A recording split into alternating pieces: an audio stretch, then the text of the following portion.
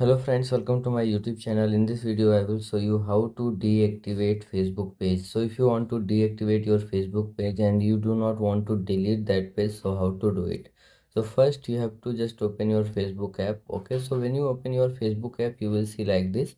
Now here you will see your profile pic. Okay, now we are going to switch to the page which you want to deactivate. Okay, so if you want to deactivate, I want to deactivate this page. Okay, so I'm going to switch to this page. Okay, switch to this page.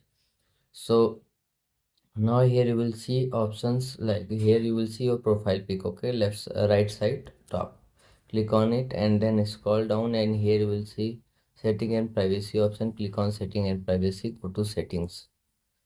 Now after that, here you will see many options, but you have to scroll down, and then here you will see access and control option. Now click on access and control.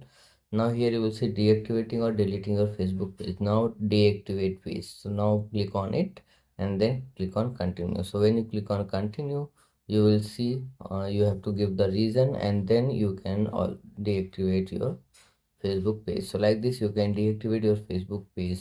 So if you like this video, please like my video and also subscribe my channel for more videos like this. Thanks for watching.